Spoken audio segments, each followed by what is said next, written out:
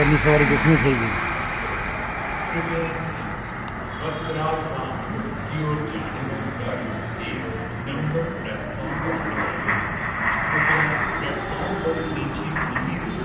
પૂરાઈ ગયા અમે કોઈ.